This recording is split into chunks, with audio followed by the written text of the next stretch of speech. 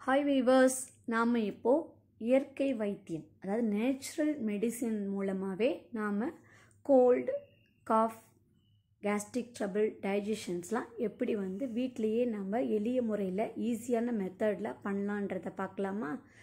ஒன்றும் இல்லைங்க, நம்ம வீட்டில் இருக்கிற வெத்தலை, துளசி, கற்பூரவள்ளி, முருங்கைக்கீரை, வேப்பிலை இதெல்லாம் எடுத்துக்கணும்.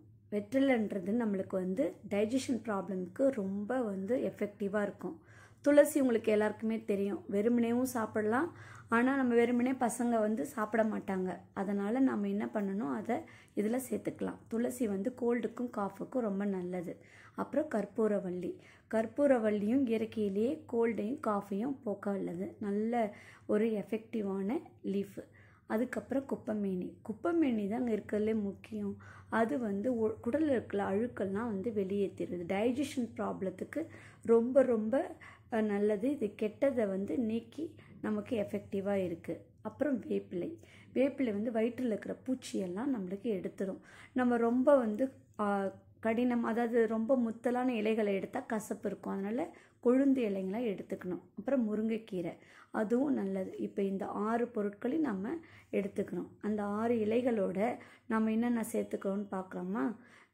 பூண்டு ஒரு 3 பல் எடுத்துக்கோங்க.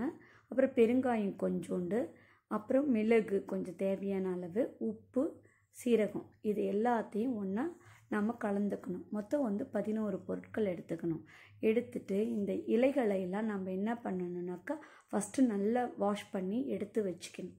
எடுத்துட்டு அதுக்கப்புறமா என்ன பண்ணலாம், அதை மிக்சியில் போட்டு அரைக்கக்கூடாது. என்னென்னா அது ரொம்ப மிக்ஸ் ஆயிரும். நாம் அதை லைட்டாக தட்டி எடுத்துக்கணும். இந்த இலைகளோட அந்த மிளகு, சீரகம், உப்பு, பூண்டு அனைத்தையும் ஒரு சின்ன கல்லால் எடுத்து தட்டி எடுத்துக்கணும். தட்டி எடுத்ததுக்கு அப்புறமா நம்ம என்ன பண்ணணும்னா, அதில் அந்த இலைகள் நனையிற அளவுக்கு ஒரு 2 டம்ளரை தண்ணியை வச்சு அதை நம்ம கொதிக்க விடணும். கொதிக்க விடும் பொழுது என்ன ஆகும்னா, அந்த சாறு, இலைகளோட சாரெல்லாம் அதில் இறங்கும்.